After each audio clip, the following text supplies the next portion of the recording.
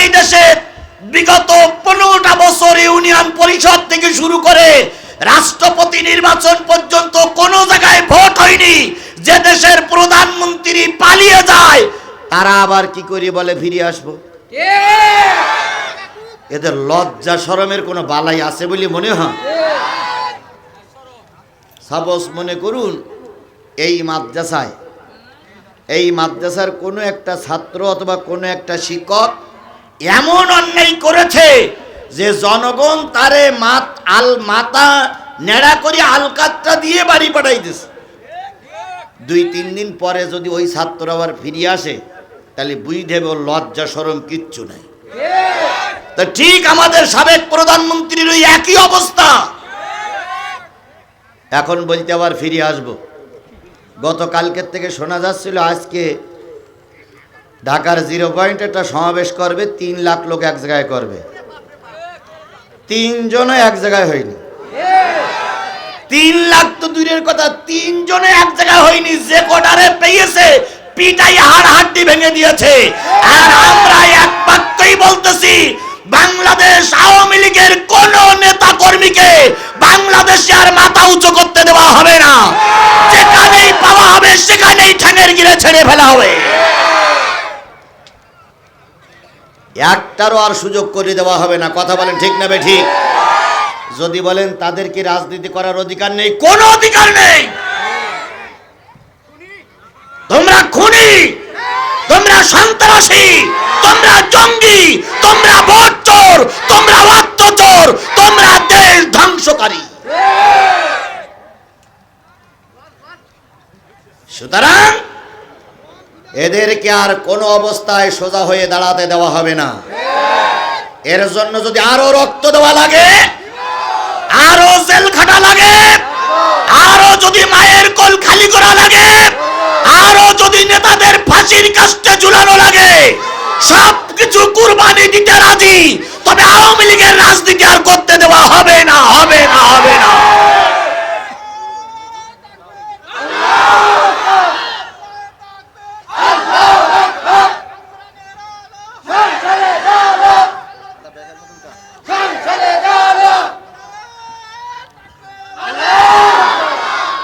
আমার কথার সঙ্গে কি আপনারা একমত? জোরে বলেন একমত। আলহামদুলিল্লাহ। আমার ভাইয়েরা, হযরত ওমরের চাইতে বড় গুন্ডা সেই সময় আর কেউ ছিল না। ওমরের তরবারির সঙ্গে মোকাবেলা করতে পারে এমন কোন লোক সেই সময় ওমরের সামনে ছিল না। ওগুলো প্যাকেটে প্যাকেটে প্যাকেটে করেন। ওমরের সামনে ছিল না। এই ওমরকে আবু জেহেল বাহিনী কি বলে পাম্পট্টি দিয়ে নবীকে হত্যা করার জন্যই পাঠিয়ে দিল। কথা বলেন ঠিক না বেঠিক? হযরত ওমর আসলেন নবীর হত্যা করার জন্য। হত্যা করার প্রতিমধ্যে একজন ব্যক্তির কাছে শুনলেন, তুমি তো নবীকে হত্যা করতে যাচ্ছ, অথচ তোমার বোন আর তোমার ভগ্নিপতি কালেমাওয়ালা হয়ে গেছে। ওমর চিন্তা করলে আগে ঘর সামলাই নেই, চলে গেলেন বোন আর ভগ্নিপতির কাছে। ইতিহাস আপনাদের জানা আছে, আমি ওদিকে যাচ্ছি না। এক পর্যায়ে নবীর প্রেমে পাগল হলেন, উজু করে রসুলের কাছে গেলেন। রসুলের কাছে যেয়ে ওমর কালেমা পড়লেন। এবার ওমর বললেন, ইয়া রাসূলুল্লাহ, জীবনে অনেক অন্যায় কাজ করেছি, এই অন্যায়গুলো কি হবে? নবীজি বললেন, ওমর রে, কালেমা পড়েছ, তোমার তলার সব গুনাহ মাফ হয়ে গেছে। তাহলে কালেমা পড়ে ওমর কি করে ফিরে আসলেন? তওবা করে ফিরে আসলেন। কি করে ফিরে এসেছেন? তওবা করে ফিরে এসেছেন। এখানে যত দলের লোক আছেন আমি সব দলের লোককে স্বাগত জানাই। যদি জীবনে বুঝতে পেরে থাকেন আমি এতদিন ভুল পথে ছিলাম, আজকের এই মাহফিল থেকে তওবা করে কোরআন হাদিসের ছায়াতলে আসবেন, হয়তো আল্লাহ ওমরের মতন আপনাকেও মাফ করে দিতে পারে। এই জন্য তওবা মানে কি বললাম? ফিরে আসা। ফিরে আসা। ছিলেন আওয়ামী লীগে, ফিরে এসেছেন ইসলামের পথে, এটার নাম তওবা। ছিলেন শেরপুরি, আসলেন বাড়ি, ফিরে আইছেন, এই ফিরে আসাটার নাম আরবিতে কি বলে? তওবা। আর শরীয়তের পরিভাষায় নিজের জীবনের সমস্ত অন্যায় কাজ পরিহার করে শুধুমাত্র আল্লাহ এবং রসুলের পথে চলার নাম হলো তওবা। তাহলে সূরাটার নাম কি বললাম? তওবা। তওবা মানে হলো ফিরে আসা। 10 নম্বর পারার 9 নম্বর সূরা, সূরাতুত তওবা। 129টা আয়াত, 129টা আয়াত, 16টা রুকু, 129টা আয়াতের ভিতর থেকে আমি আপনাদের সামনে তেলাওয়াত করেছি কয়টা আয়াত? একটা আয়াত তেলাওয়াত করেছি। একটা আয়াত তেলাওয়াত করেছি। তেলাওয়াতকৃত আয়াতটার বিষয়বস্তু সেটাও বলে দিছি। সেই আয়াতটার পরেই ভিত্তি করে মূলত আজকে আমাদের আলোচনা। এই আয়াতটা হলো 24 নম্বর আয়াত। কত নম্বর? কত নম্বর? চলুন আমরা সে আয়াতে যে আল্লাহ বলতেছেন, কুল ইন কানা আবাউকুম, হে নবী আপনি বলে দিন, যদি তোমরা ধর্মের কাজ করতে যাও, ধর্মের কাজ যদি করো, দিনের কাজ যদি করো, দিনের কাজ করতে গেলে অনেক ক্ষেত্রে তোমার বাবারা দিনের কাজে বাধা হতে পারে। তুমি ছেলে দিনের পক্ষের কর্মী, আর তোমার বাবা রামপন্থী। এরাম বাপ ছেলে আছে না নাই? বাবা জামাত ইসলামের রোকন বা জামাত ইসলামের নেতা, ছেলে বামপন্থী দল করে, এরকম দলদারি করা লোক আছে না নাই? আল্লাহ রাব্বুল আলামিন বলতেছে, যদি তোমার ধর্মের কাজে তোমার বাবা বাধা হতে পারে, ওই বাবার বাধা মানা যাবে না, ধর্মের কাজ তোমাকে করতেই হবে। তাহলে দিন কায়েমের পাতে বাধা হতে পারে কে? বাবা। বাধা হতে পারে কে? বাবা। আরো যদি বলেন বাধা হতে পারে কে? বাবা। এরকম বাবা অতীতে ছিল, এখনো আছে না নাই? ইব্রাহিম আলাইহিস সালাম মুসলিম জাতির পিতা। এর ভিতরে কোনো সন্দেহ আছে? মিল্লাতা আবিকুম ইব্রাহিমা হুয়া সাম্মাকুমুল মুসলিমিন। তাহলে মুসলিম মিল্লাতের পিতাকে ইব্রাহিম আলাইহিস সালাম। এই পিতা বাদ দিয়ে যদি কোনো ব্যক্তি অন্য পিতা ধরে, তাহলে বুঝতে হবে মুসলিম সমাজে ওটা হলো জারস অথবা অবৈধ সন্তান।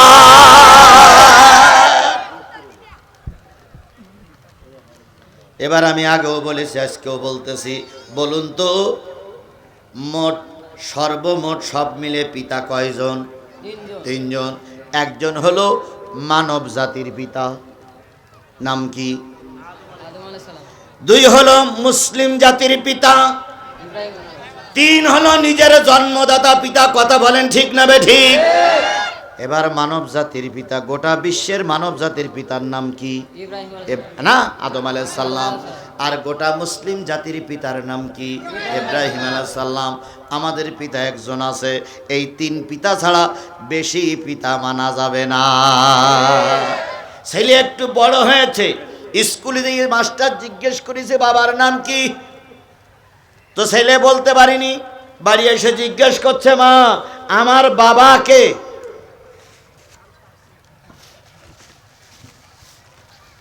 মা তখন বলতেছে, ওই মির্জাপুরীর চাঁদ দোকানদার তোর বাবা,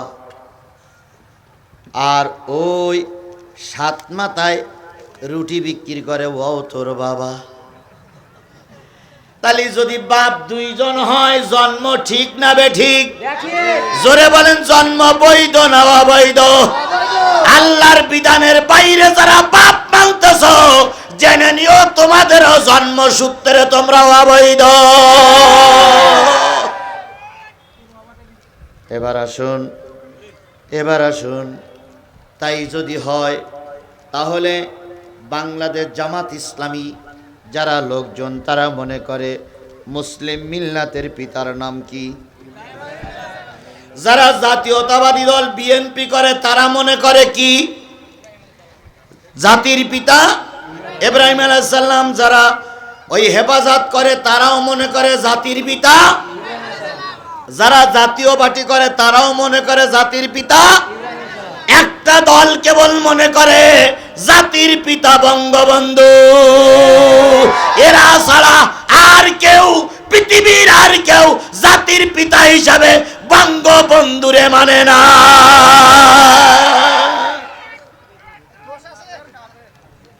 সে দোষ ত্রুটি পরে দেখবো, আল্লাহ দেখবে। আর ওরা এখন আমাদেরকে 15.5 বছর কি কায়দায় নাচাইছে আল্লাহই ভালো জানে।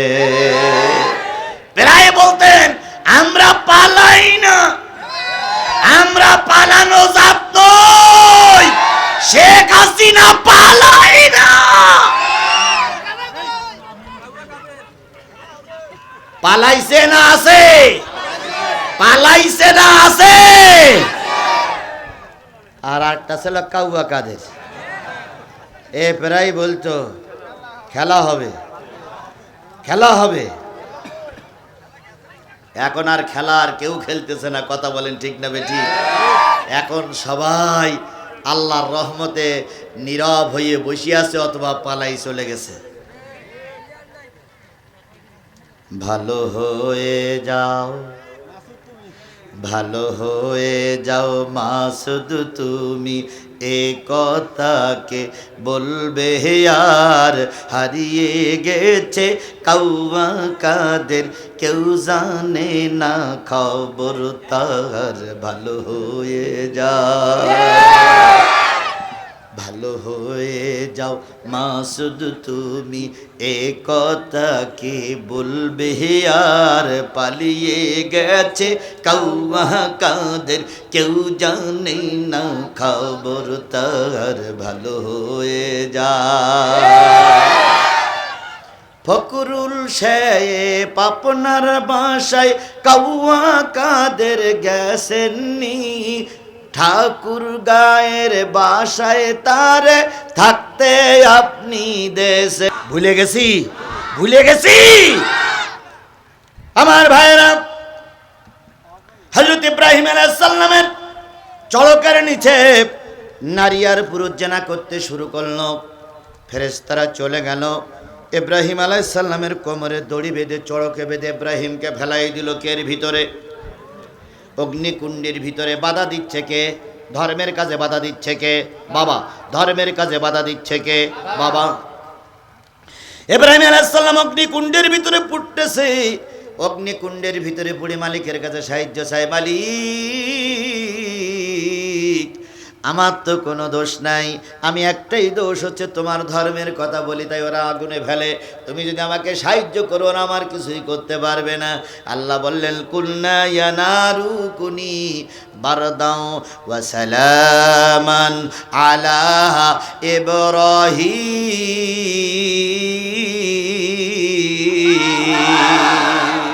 আগুন রে, আমার ইব্রাহিমের জন্য শান্তিদায়ক হয়ে যা। বেশি ঠান্ডা হবি না তাহলে সর্দি লাগবে, বেশি গরম হবি না তাহলে গরমে ভুগবে।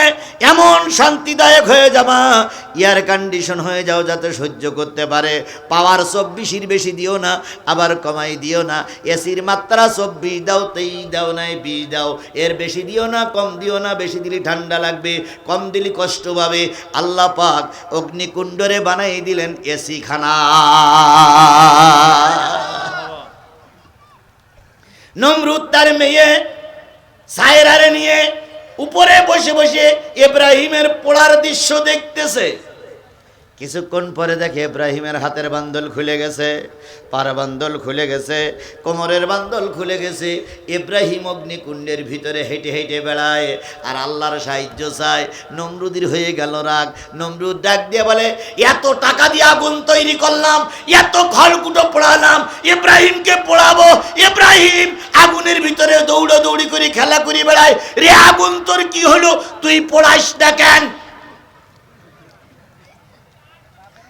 আগুন বলতেছে, রে নমরুদ, তুই আমার আগুন জ্বালাইছিস ঠিকই, কিন্তু আমি তো তোর কথা মতন চলি না, চলি আমার আল্লাহর কথা মতো। নমরুদ বলতেছে, নমরুদ বলছে, আগুন তোর কি এই জ্বালাইনের ক্ষমতা কমে গেছে? আগুন তখন বলতেছে, একটু এসে দেখ, একটু এসে দেখ আমার জ্বালানোর শক্তি আছে না, না একটু এসে দেখ। শেখ হাসিনা ওই কথাই বলতেছে, বাংলাদেশ যুবলীগ, ছাত্রলীগ, আওয়ামী লীগ, তোমাদের কি ক্ষমতা কমে গেছে নাই? তোমরা ওই যারা যারা তোমাদের ঘর বাড়ি জ্বালাচ্ছে, যারা যারা এগো থেকে ঘর বাড়ি পোড়াই দিতে পেতে চাও না, ওরা এত শক্তিশালী কি করে হইল? আমরাও প্রধানমন্ত্রী বলতেছি, আপনি একটু এসে দেখেন, একটু এসে দেখেন আমার দেশের যুবকেরা কিভাবে আপনারে বানায়, একটু এসে দেখেন কিভাবে আপনারা চা খাওয়ায়, একটু বাংলাদেশে এসে দেখেন। ওই ভারতে বসে বাগবাগুম করেন না, যদি বাপের বেটি হাত দেশে ফিরে আসে। আর এখন আমাদের দেশের কিছু যুবকেরা বাগবাগুম করতেছে, হিসাব নাই। তোমাদের মা তোমাদের ফেলে চলে গেল। পৃথিবীর কোনো ইতিহাস বলে না মা সন্তানকে ফেলে রেখে যায়, একমাত্র শুধুমাত্র কেবলমাত্র শেখ হাসিনা। গাই গরু চলে গেছে, বাছুরগুলো রেখে গেছে। বাছুর বেশি লাফালাফি করো না, গাই গরু যে পাতে হেঁটেছ তোমাদের কই পাতা হাঁটানো হবে। বাংলাদেশে আর লাফালাফি করতে দেওয়া হবে না। বেশি লাফালাফি করলে মা যে পাতে চলে গেছে সাকেও সেই পাতে পাঠিয়ে দেওয়া হবে।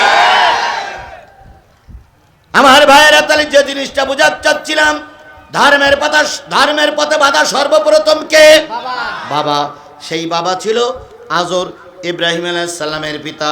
2 নম্বরে চলে যায় ওয়াবনাউকুম। 2 নম্বরে ধর্মের কাজে বাধা হতে পারে তোমাদের সন্তান। আগে বাধা হলো কি? বাবা। এবার বাপ ধর্মের কাজ করবে, বাধা হতে পারে কি? সন্তান। এরকম বাধা হওয়া সন্তান পৃথিবীতে ছিল না? ছিল না? জোরে বলেন, ছিল কি ছিল না? হযরত নূহ আলাইহিস সালাম ছিলেন আল্লাহর নবী, আর নূহের সন্তান ছিল শয়তানের দালাল। নূহ আলাইহিস সালাম ধর্মের কথা বলবে। নূহ আলাইহিস সালাম বানালেন একটা বিরাট কিস্তি। কি বানালেন? নূহ আলাইহিস সালামের নাম আসলে কিন্তু নূহ না, নূহ আলাইহিস সালামের নাম হলো হযরত শাকের আলাইহিস সালাম। এখন নূহ হইল কেন? নূহ ফার্সি শব্দ, নূহ শব্দের অর্থ হচ্ছে ক্রন্দনকারী। নূহ শব্দের অর্থ কি? হযরত নূহ আলাইহিস সালাম, শাকের আলাইহিস সালাম এমন কান্না কাঁদতেন, কাঁদতে কাঁদতে 2 চোখ বেয়ে পানি পড়তে পড়তে এই চোখের হাড় বেরিয়ে গেছে। তাই আল্লাহ পাক ডাকতেন, ইয়া আইয়ুহান নূহ, হে ক্রন্দনকারী নবী আমার কথা শোনো। সেইখান থেকে নাম আসলো নূহ।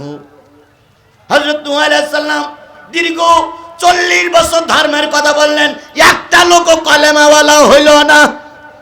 কয় বছর দাওয়াত দিল? 40 বছর দাওয়াত দিয়ে একটা লোক কালেমাওয়ালা হয়নি। এবার আল্লাহর কাছে কাঁদতেছে, আল্লাহ আমার দ্বারা হবে না। আল্লাহ কয় কেন? কয় 40 বছর দাওয়াত দিলাম, একটা লোক কালেমাওয়ালা হইল না, তাহলে আর আমার দ্বারা হবে? আল্লাহ বললেন, নূহ রে চিন্তা করিস না, নবুয়াত দিয়ে পাঠাইছে আমি, তোর দিন প্রতিষ্ঠা করার দায়িত্ব আমার। বাংলাদেশ জামাত ইসলামী হেফাজতের ভাইয়েরা শোনেন, আপনার দায়িত্ব দিন কায়েম করা না, আপনার দায়িত্ব ময়দানে কাজ করা। আপনি ময়দানে কাজ করবেন, দিন কায়েম হবে কি না হবে ও দায়িত্ব আমার আল্লাহ। তোমার আমার দায়িত্ব কাজ করার। কথা বলেন ঠিক না ঠিক? আর এই সমাজে দিন প্রতিষ্ঠিত হবে কি হবে না ও দায়িত্ব কার? ও দায়িত্ব আল্লাহর। আমি আমার জবাবদিহিতার জন্য আমি কাজ করছি। কথা বলেন ঠিক না ঠিক? আমি চিল্লাই, আমি 20টা মামলা খেয়েছি, 5 দিনের জেল কেটেছি, আমি জীবনের ঝুঁকি নিয়ে কাজ করেছি। দিন কায়েমের দায়িত্ব আল্লাহর, আমার দায়িত্ব ময়দানে কথা বলার, আল্লাহর দায়িত্ব দিন কায়েম করার। কথা কি বোঝেন? আমার কথা কি বোঝেন আপনারা? বোঝেন? সুতরাং আপনার আমার দায়িত্ব কাজ করার, আর সফলতা দেওয়া না দেওয়ার ব্যাপারটা কার? যদি আপনার আমার দায়িত্ব হইতো, যদি আপনার আমার দায়িত্ব হইতো, 15.5 বছর আমরা কাজ করিনি, বিএনপি কাজ করিনি, জামাত ইসলাম কাজ করিনি, হয়নি কেন? হয়নি কেন? বিএনপির লোক তো কম ছিল না, জামাত ইসলামের লোক তো কম ছিল না, হয়নি কেন? আল্লাহ তখনও পর্যন্ত রায় হয়নি। আল্লাহ বলতেছে, বিএনপি জামাত তোমরা ময়দানে কাজ করো, আমি কাজ দিয়ে দেশে প্রতিষ্ঠিত করব ইসলাম, ওটা আমার ব্যাপার। এই ছাত্ররা ময়দানে নামে কেউ জানতো? আমাদের স্বপ্নও তো ছিল না, এরা কোথায় ছিল আল্লাহই ভালো জানে। আমি সেদিন মাগরিবের নামাজের সময় একটা আল্লাহর কুদরত দেখলাম। কুদরত দেখি আমার ওই ছাত্রদের কথা মনে পড়ল। সেটা হলো মাগরিবের নামাজ পড়েছি, একটা দেয়ালের গায়ে যেই দেখি পিঁপড়া শুধু বাইর হচ্ছে আর উঠতেছে, বাইর হচ্ছে আর উঠতেছে, বাইর হচ্ছে আর উঠতেছে। আমি দোকানদারের বললাম যে, দোকানদার ভাই, এখান থেকে কতক্ষণ আগের থেকে পিঁপড়া বাইর হচ্ছে? তো বলতে হুজুর সেই আসরের নামাজের পরেতে বাইর স্যার এখনো বাইর হতেই আছে। তাই আমি বললাম আপনি যখন পাকা ঘর করেছিলেন তখন এখানে ভিত্তিত করেননি? কয় করেছিলাম। কয় এখানে পিঁপড়ে দেখেছিলেন? কয় না। তে আসলো কোথা থেকে? দোকানদার বলতে ও খবর আমারও জানা নাই। আমার তখন এইটা দেখে ওই ছাত্রদের কথা মনে হলো যে এদের কোনো নামগন্ধ ছিল না, কেউ জানতো না। এরা ওই পিঁপড়ার মতন সমস্ত বিশ্ববিদ্যালয়, কলেজ, ভার্সিটি, প্রাইমারি স্কুল, মাদ্রাসা, মসজিদ, সচিবালয়, রিক্সাওয়ালা, ফেরিওয়ালা, দোকানদার সব এক জায়গায় হয়ে রাস্তায় নামলো পিঁপড়ের মতো। এদের কোনো নামগন্ধ আমরা কখনো পাই নাই। আল্লাহ রাব্বুল আলামিন যখন সাহায্য করে তখন এভাবেই করে। আমার ভাইয়েরা, 40 বছর নূহ দাওয়াতি কাজ করলেন, যখন লোক কন্ট্রোল হলো না, আল্লাহ বললেন নূহ রে কাঁদতেছো, তোমার কান্না কবুল হয়ে গেছে, একটা নৌকা বানাও। কি বানাও? শেখ হাসিনা বলতো মানেন তে মানেন, না মানলে কিন্তু লোকজন অপমান করলে আমি বলে ঠেকাইতে পারবো না বলে উনি চলে গেলেন। বলেন আমি গেছি দক্ষিণবঙ্গে তো উত্তরবঙ্গে, মনটা ভালো না খারাপ? এর কথা শুনে মন খারাপ হওয়াই স্বাভাবিক। আমার তো লোকজন নেই, আর ওই এলাকা শেরপুরির মতন তো ভক্তও নেই। আমি চিন্তা করতে আজকে তো ওয়াজ হবে না, আর মাছ চলিট, আজকের মায়ের মিস নেই, আজকে মাছ চলিট। আর আমি তো মঞ্চে উঠলে একবার উঠতে পারলে তো আমাকেও ঠেকাইতে পারে না। তো আমি চিন্তা করছি আজকে মাছ চলিট। এখন আমি ওই মন টন খারাপ করে চিন্তা করছি আল্লাহ কি করি কি করি। ইরির মধ্যে ও লোক চলে গেল, হুজুর চলে যাচ্ছি, যা এটা ভালো বোঝেন সেটি করবেন। ও লোক চলে গেল, আর উরির পাশ কাটাই আর একটা ছেলে আসতো। ছেলেটার বয়স খুব বেশি 22 থেকে 23 বছর বয়স, পাঞ্জাবি পরা, পায়জামা পরা, মুখে দাঁড়িয়ে আছে। এসে বলতে হুজুর মন খারাপ হয়ে গেল কেন? তাই বলে যে লোকটা চলে গেল উনি কে? তা বলতে উনি আমার আব্বা। তো কেন? তাই বলে এই উপদেশ দিয়ে গেল। তো বলতে হুজুর চিন্তার কোনো কারণ নেই, উনি হলেন বাংলাদেশ আওয়ামী লীগের থানা সেক্রেটারি, আর আমি হলাম বাংলাদেশ জামাত ইসলামের এই থানা সেক্রেটারি। তো আমি চিন্তা করলাম আল্লাহ ইয়ে কি করে সম্ভব? বাপ হইল আওয়ামী লীগের সেক্রেটারি আর ছেলে হইল জামাতের সেক্রেটারি। তাই বলছে এই যুবক তুমি আমার সঙ্গে ফাজলামি করতেছে? কয় না হুজুর, বিশ্বাস করুন আমি থানার সেক্রেটারি জামাতের, টেনশনের কোনো কারণ নেই। শিবিরওয়ালারা আর আমরা মিলে আপনার দাওয়াত করে নিয়ে আসছি, আপনার যা খুশি ওয়াজ করবেন ঠেকা একাটা আমরাও দেখে নেব। আমি করলাম এই বাবা শোন শোন শোন শোন, ফেরাউনির ঘরে মুসা পালিত হয়েছে এটা আমি শুনেছিলাম, কিন্তু জীবনে কোনোদিন দেখিনি। আজকে দেখতেছি তোর বাপ ফেরাউন আর তুই মুসা, কি করি হলি? ওই ছেলে তখন আমারে বলতেছে হুজুর আমিও বাপের পক্ষে ছিলাম, যতদিন পর্যন্ত মেট্রিক পাস না করেছি ততদিন বাপের ধারা কারা নিয়ে আমিও চলতেছিলাম, আমিও বাবার লাইনে চলতেছিলাম। মেট্রিক এসএসসিতে ভালো রেজাল্ট করার পরে বাবা আমাকে রাজশাহী ভার্সিটিতে পড়ালো, রাজশাহী ভার্সিটিতে পাঠালো উচ্চশিক্ষার জন্য। আমি উচ্চশিক্ষায় শিক্ষিত হওয়ার জন্য রাজশাহী ভার্সিটিতে অধ্যয়ন করতেছি। আইএ পাস করার পরে গেলাম অধ্যয়ন করতেছি। হঠাৎ করে দেখি একটা ছেলে দুইটা ছেলে নামাজ পড়ে আসলো, ওদের সঙ্গে আমার দেখা হলো। ওরা গোপনে গোপনে আমার পরিচয় নিলেন। রাতের অন্ধকারে ওরা আমার কামরা এসে একটা নামাজের হাকিকাত বলে ছোট্ট একটা বই দিয়ে গেলেন, আর বললেন ভাই এটা জামাত ইসলামের বই না, জামাত ইসলাম বাংলাদেশের একটা সন্ত্রাসী সংগঠন, আমরা জামাত ইসলাম শিবির পছন্দ করি না, আপনি দয়া করে নামাজের বইটা একটু পড়বেন, দেখবেন নামাজের বইয়ের ভিতরে কি লেখা আছে। হুজুর বিশ্বাস করুন ওই দিন সারা রাত্রি আমি নামাজের হাকিকাত সিরিজটা বইটা পড়লাম। একবার পড়লাম, দুইবার পড়লাম, তিনবার পড়লাম, চারবার পড়লাম। পরের দিন ওদের দুইজনের সঙ্গে দেখা হলো, বইটা ফেরত দিলাম আর বললাম ভালো লেগেছে, কিন্তু এখন আমি নামাজ পড়তে পারবো না। পরের দিন ইমানের হাকিকাত আসলো, জিহাদের হাকিকাত আসলো। এক কথায় দুই কথায় কিছুদিন বই দিতে না দিতে আমার দিলের ভিতরে পরিবর্তন আসলো। আমি চিন্তা করলাম নামাজ রোজা ছাড়া, আল্লাহর কাজ করা ছাড়া নাজাতের কোনো পথ খোলা নাই। আমি নামাজ পড়তে শুরু করলাম। শিবিরের পোলাপানের সঙ্গে আমার পরিচয় হলো। আস্তে আস্তে করে শিবিরের সমর্থক হলাম, কর্মী হলাম, সাথী হলাম, সদস্য হলাম। এখন আমি বেরিয়ে এসে জামাত ইসলামে যোগ দিয়েছি। এই হলো আমার পরিচয়। বাবা ছিল আওয়ামী লীগ, আমি হয়েছি জামাত শিবির। আমি তখন বলতেছি আল্লাহ, ওই গেল ফেরাউন আর এই হলো মুসা, ফেরাউনের ঘরেই মুসার জন্ম। তাহলে আজও দেখা যায় কিছু কিছু বাপ সন্তানের কাছে বাধা, আবার কিছু কিছু সন্তান বাবার কাছে বাধা। যেমন নূহ নবী আলাইহিস সালামের কাছে তার সন্তান বাধা। 2 নম্বর পয়েন্ট শেষ। কয়টা বাধা বলেছি? 8টা। 3 নম্বর, ওয়া ইখওয়ানুকুম, তোমাদের কাজে তোমাদের ভাইরা বাধা হতে পারে। ভাইরা যদি আমাদের কাছে বাধা না হতো, শেরপুরীর কোনো মানুষ জেলখানায় যেত না। এক ভাই জেল খেটেছে, আর এক ভাই আওয়ামী লীগের সঙ্গে আনন্দ নিয়েছে, ফায়দা নিয়েছে। কথা বলেন ঠিক না বেঠিক? এক ভাইয়ের কারণে আর এক ভাই জেলে গেছে। বলুন তো, আমাদের জেলে যাওয়ার জন্য কি হিন্দুরা দায়ী? না। আমাদের জেলে যাওয়ার জন্য কি খ্রিস্টানেরা দায়ী? আমাদের জেলে যাওয়ার জন্য আমার প্রতিবেশী, আমার ভাইরাই দায়ী। আমার ঘরের গায়ে ঘর, আমি 2 বিঘে জমি কিনেছি, এইটাও সহ্য হয়নি বলে ও আওয়ামী লীগের সঙ্গে যোগ দিয়ে থানায় আমার নামে মিথ্যা অপবাদ দিয়ে রাতের অন্ধকারে আমাকে পুলিশে ধরাই দিয়েছে আমারই ভাই। কথা কি বাড়াই বললাম? কথা কি বাড়াই বললাম? আপনারা যারা এই কোন ইউনিয়ন, সুঘাট না? সুঘাটের ইউনিয়নের যতগুলো লোক জেল খেটেছেন, হিসেব করে দেখুন, কেউ না কেউ এখান থেকে শয়তানি করেছে, নতুবা পুলিশের কোনো দায় পড়েনি আপনার ধরে নিয়ে যাওয়া। কেউ না কেউ এখান থেকে শয়তানি করেছে, কেউ না কেউ আপনার নামে মামলা ঠুকে দিয়েছে, কেউ না কেউ আপনাকে রাজাকার বানাই দিয়েছে। সুতরাং ভাইয়ের কাছে ভাই বাধা। কথা বলেন ঠিক না বে ঠিক? বলুন তো, ইউসুফ আলাইহিস সালামরা কয় ভাই? ইউসুফ আলাইহিস সালামরা মোট হলো 12 ভাই। ইউসুফ আলাইহিস সালাম আর বনিয়ামিন 2 ভাই, এক মার পেটের, আর এক মার পেটের হলো 10 ভাই। খালি মোট কয় ভাই? 12 ভাই।